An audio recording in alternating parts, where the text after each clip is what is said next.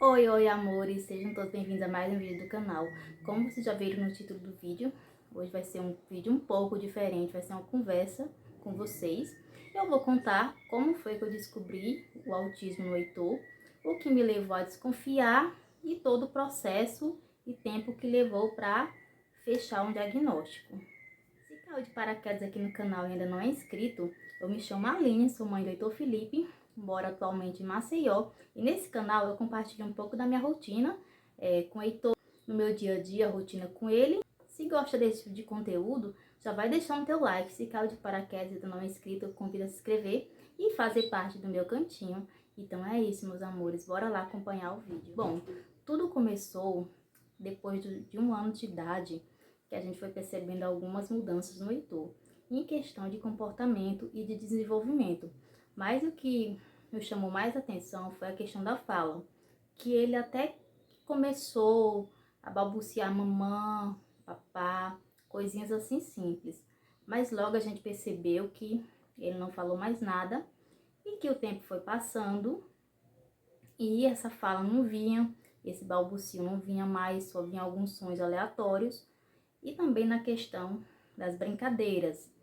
Uma criança, depois de 1 ano, 2 anos, já sabe, por exemplo, um carrinho, já sabe como brincar com o carrinho. Pode não ser uma funcionalidade como de uma criança de 3, 4, 5 anos, mas já tem uma pequena noção que um carrinho, você brinca, né? Você coloca ele no chão para brincar. O Heitor, carrinho, todo brinquedo que ele pegava, o único intuito dele, o único interesse dele era desmontar, puxar as peças, quebrar, e o carrinho era de rodar as rodas também, montar, desmontar, quebrar, e também brincadeiras tipo de empilhar, de colocar coisas uma em cima das outras, sabe? De enfileirar também, porque eu comprei para ele aqueles bloquinhos de montar. Ele não tinha interesse em brincar, em montar. Às vezes a gente ia brincar com ele, ensinar. Ele não tinha um interesse, ele pegava e jogava, ele enfileirava. Não tinha uma brincadeira funcional.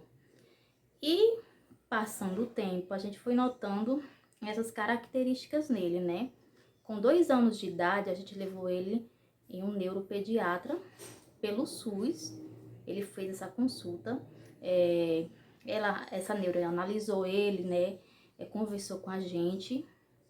Eu contei tudo que havia acontecendo, todas as minhas desconfianças, minha família, porque tinha algumas pessoas da minha família também que achavam um pouco diferente o comportamento do Heitor, levando em consideração outras crianças. E com o tempo a gente passou a perceber também que havia uma diferença. A gente conversando com ela, o que ela falou simplesmente foi: ele ainda é muito novo e com o tempo ele vai se desenvolver. Ainda é muito cedo para fechar um diagnóstico.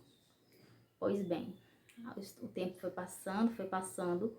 Quando ele fez 3 anos de idade, a gente foi percebendo que essa diferença que ele tinha era mais evidente, era notório você colocar uma criança típica e ele do lado, você via a diferença. Embora ele gostasse de estar com outras crianças, nunca foi problema, mas a questão da interação em si, uma interação compreensível. Muitas vezes as crianças, quando brincavam com ele, não entendiam muito bem a brincadeira dele. Ele até tentava brincar com outras crianças, porque o Heitor sempre gostou de estar com outras crianças, mas porém as crianças não compreendiam a brincadeira, o que ele falava, né, o interesse dele. A gente foi percebendo isso tudo, e como eu falei também, as brincadeiras aleatórias, ele não tinha uma brincadeira funcional. E também o que nos deixou mais impressionado foi que, além disso, ele passou a ter crises, como posso explicar.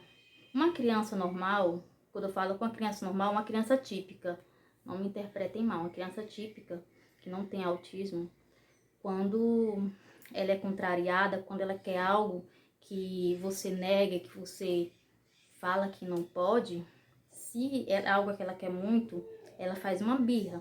O que seria essa birra? Que se jogar no chão, chorar, gritar, né? Que tem criança que faz isso, eu já vi. E até então é normal.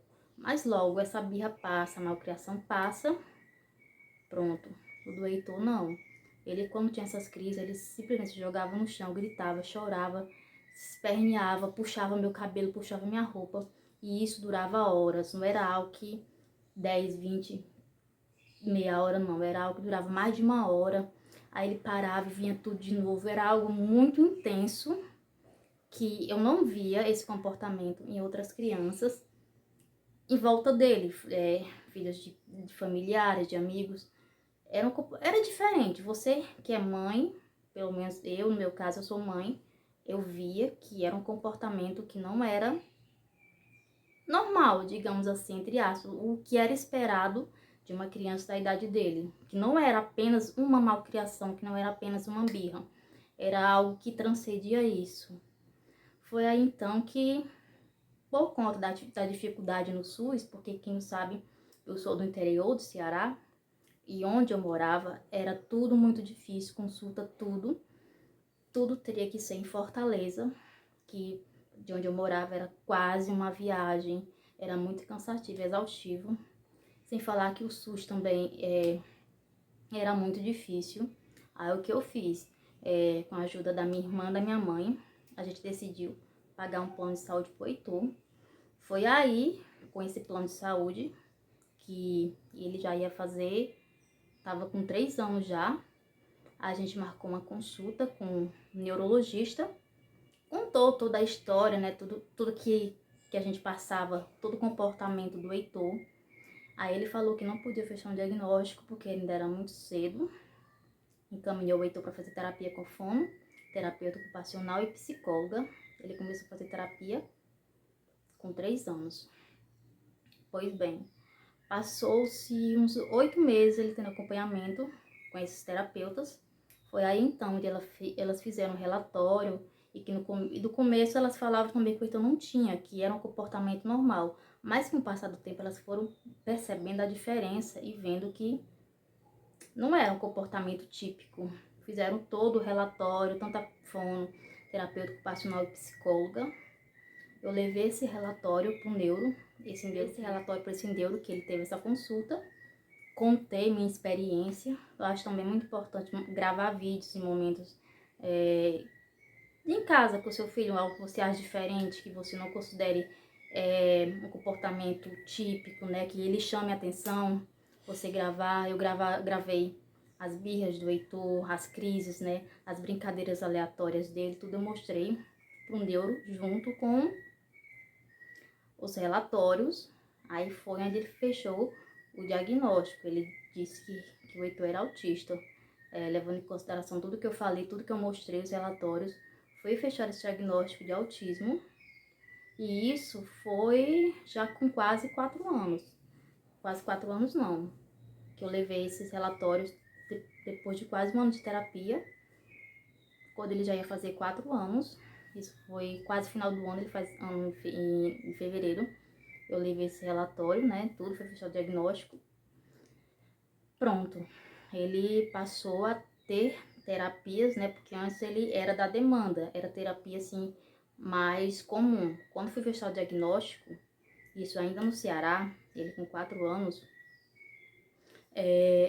o neuro falou que, e as terapeutas também que vem acompanhando ele, que ele teria que fazer uma terapia específica, que era a ABA.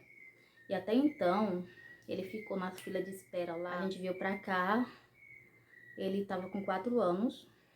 Foi aí então que, levando em consideração as dificuldades que a gente passava no Ceará, porque era tudo muito difícil, muito complicado, questão de acesso a tratamento, a gente decidiu, esse foi um dos motivos, a gente ter decidido vir morar aqui, mas isso é assunto para um outro vídeo.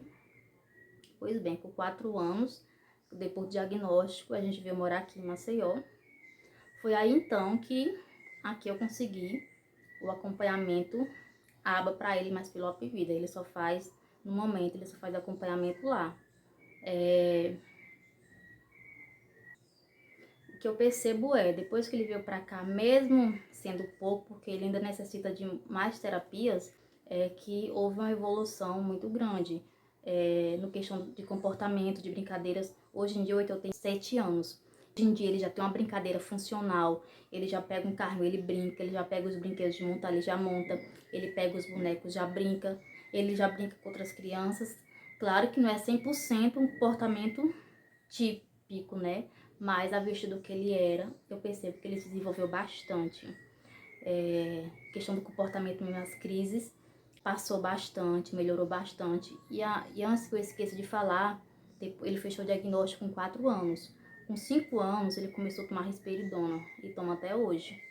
Aí eu percebi que juntando o medicamento risperidona com o tratamento dele, né, que é as terapias ABA, eu percebi que houve essa evolução. A fala, ele ainda não tem uma fala 100% funcional. Porque alguma coisa ele mostra, ele pede, ele compreende o que a gente fala, ele só tem dificuldade de falar. A fono falou que ele tem apraxia da fala, que é por isso que ele não consegue falar como a gente fala normalmente. Ele tem essa dificuldade, mas ainda não foi fechado o diagnóstico. Mas ela disse que não foi apenas essa fono que ele está agora, mas já teve outras fonos que falou que já acompanhou ele, que fala que ele tem apraxia. E é isso, gente. Eu percebi que ele melhorou bastante questão de comportamento já com 7 anos. Antes eu não conseguia sair de casa com ele, era quase impossível, porque toda vez ele tinha crise, era um escândalo terrível. A gente voltava para casa meio que correndo com ele, sabe? Era quase impossível sair de casa com o Heitor antes. Mesmo a gente conversando, mesmo a gente explicando, mesmo a gente mostrando, mesmo a gente tentando compreender ele, não dava, porque quando ele, qualquer coisa que ele queria, qualquer coisa que despertasse o gatilho da crise, não tinha jeito. A gente tinha que voltar para casa e tentar fazer com que ele se acalmasse. É tanto que a gente passou a sair mais agora com ele, isso a partir dos 6 para 7 anos. Foi onde a gente pôde ter uma vida, digamos que mais sociável, né? Em poder ir à praia, em poder ir ao parque, em poder ir a uma praça que a gente não podia. Toda vez que saía com ele, ele tinha crises. Hoje digamos que a gente tem uma vida mais normal, como diria, né? Mais sociável. Ele já compreende, ele já entende. Ele, claro que ele não tem, tem certas coisas que ainda é difícil para ele compreender, para ele entender, mas a gente explicando, conversando, ele entende. Como vocês viram nos nossos vídeos, a gente já foi acampar com ele, a gente vai à praia com ele, a gente já foi pro parque municipal. Antes a gente pensava que meu esposo gosta muito de acampar, eu também gosto. A gente chegou a pensar que não ia conseguir acampar com ele, porque ele não ia conseguir ficar. É tanto que depois que a gente casou, que a gente teve ele, foram que esses anos todos para a gente conseguir acampar. O último acampamento que a gente teve foi quando a gente se conheceu. Depois que ele nasceu, a gente não foi acampar mais com ele. Primeiro porque ele era bebezinho, depois quando passou a crescer, a gente foi vendo esse comportamento que, como eu falei, a gente era complicado sair, ter uma vida mais sociável com ele. A gente chegou a pensar que não ia poder mais, né? Mas graças a Deus ele teve uma melhora. Ele já, como eu falei, né? A gente já tem uma vida mais sociável com ele, já consegue sair com ele, graças a Deus. E isso tudo graças ao tratamento. Eu sei que ainda é pouco, a gente tá buscando por mais, mas graças a Deus ele vem evoluindo a cada dia mais. E também por conta dos esportes, ele faz natação e faz taekwondo. Isso é algo que vem fazendo muito bem a ele. A natação, para quem não sabe, eu estou estudando na rede pública. E a natação ele faz de um projeto social que tem o Consolador. Para quem é aqui de Maceió sabe onde fica, né? Sabe como funciona esse projeto, pelo menos a maioria das pessoas sabe. E o taekwondo também é um projeto da escola com a Rotan. A gente não paga esse esporte, até porque se fosse para pagar, hoje em dia a gente não teria condições. A natação, até que a gente tentou pagar, mas não deu certo, né? Por ele ser autista, os valores eram muito altos comparado a outras crianças, né? Aí a gente acabou não tendo como, mas graças a Deus providenciou tudo. Hoje em dia ele tá na escola regular, ele faz esses 2 esportes e ele faz as terapias, né? A gente tá tentando encaixar nas terapias, não encaixamos ainda por conta de tempo, porque a semana é toda cheia de terapia, né, que ele já faz, que ele faz terapia, faz fono, terapia ocupacional e psicóloga, natação e taekwondo, fora a escola, né? Mas graças a Deus, eu estou com 7 anos, agora em 2023, ele já evoluiu bastante. Eu tenho fé que a evolução dele vai ser a cada dia mais, se Deus quiser. E foi esse meu relato. Espero que tenham gostado, que tenham entendido um pouco de como foi até descobrir, até fechar o diagnóstico do Heitor. Como vocês puderam perceber, não foi tão simples, foi demorado. Eu acredito que se tivesse fechado o diagnóstico antes, né, tivesse tido um tratamento, uma terapia mais adequado, ele já estaria bem mais evoluído. Mas faz parte, né? O que importa é que deu certo. E foi isso, meus amores. Espero que tenham gostado, espero que tenham compreendido, porque eu fico nervosa e acabo querendo atropelar algumas coisas, mas foi isso que aconteceu, foi essa trajetória até fechar o diagnóstico. Para algumas mães que estão passando por isso, o que eu quero dizer é que corram atrás, que por mais que os médicos falem, que eu já ouvi muitos médicos falando assim, não, isso não influencia, o diagnóstico influencia sim, porque é com o diagnóstico do seu filho que você vai conseguir um tratamento mais adequado para ele. Foi isso, meus amores, espero que tenham gostado do vídeo. Se gostou do vídeo, não esquece de dar teu like. Se ainda não é inscrito no canal, não esquece de se inscrever e dar aquela força. Então é isso, meus amores. Até o próximo vídeo. Fiquem com Deus, grande beijo e tchau, tchau.